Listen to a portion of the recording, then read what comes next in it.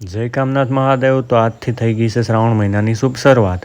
તો આજે અમે ગયા છે અમારા ગામના નીલકંઠ મહાદેવના મંદિરે, જ્યાં અમે દીપમાળા કરવાના છે. તો અમે કરી દીધું દીવાને પ્રગટાવવાનું કામ ચાલુ. તો શ્રાવણ મહિનો શરૂઆત પણ સોમવારથી થાય છે અને પૂર્ણ પણ સોમવારથી થાય છે. આવું 72 વર્ષથી થયું નથી. છેલ્લા આ 72 વર્ષ પછી આવું થાય છે, જે શ્રાવણ મહિનો સોમવારે ચાલુ થાય છે અને સોમવારે જ પૂર્ણ થાય છે. તો હવે આપણે કરી દીધું છે દીવડાઓને પ્રગટાવવાનું ચાલુ. તો આપણે હવે કરશું એક પછી એક દીવાનું પ્રગટાવવાનું કામ. તો આપણા હિન્દુ ધર્મમાં અને આપણા શાસ્ત્રમાં સૌથી પવિત્રમાં પવિત્ર કહેવાતો હોય તો આ શ્રાવણ મહિનો.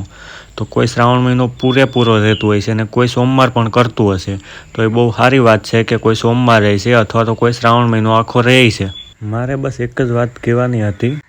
આ શ્રાવણ મહિનામાં તમે ઉપવાસ કરો છો એ બહુ પવિત્ર અને બહુ સારી વાત છે, પણ ઉપવાસ કરવા સાથે સાથે તમે મનના વિચારના પણ ઉપવાસ કરજો, કારણ કે તમારા મનના વિચારો પણ બહુ સારી રીતે તમારી જિંદગી ઉપર અસર કરે છે. કારણ કે તમારા મનના વિચારો કરેલાથી તમારી જિંદગી રંગોથી ભરી શકે છે, અને સારા વિચાર કરેલા હોય તો જિંદગી પણ સારી જાય છે.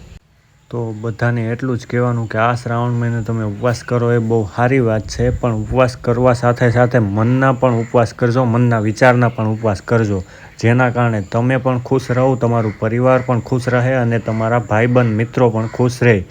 ને જો કરેલા સારા વિચારો હશે તો સારું કામ થશે. અને કહેવાય છે કે જેવું વિચારો ને એવું થાય છે. તો વિચારો કોઈ દી નબળા ન રાખવા અને ઉપવાસ કરો એ બહુ સારી વાત છે. તો આ શ્રાવણ મહિને મહાદેવ પાસે એટલું જ માગો કે અમને સારા વિચાર કરાવો અને સારા કામ કરીએ એવી શક્તિ આપો. તો આપણે કરશું હવે નીલકંઠ મહાદેવના દર્શન. તો નીલકંઠ મહાદેવના દર્શન કરજો અને દીપમાળાના પણ દર્શન કરી લેજો. તમને મારો વિડીયો સારો લાગ્યો હોય તો લાઇક કરજો, શેર કરજો અને સબસ્ક્રાઈબ કરજો. જય કામનાથ મહાદેવ.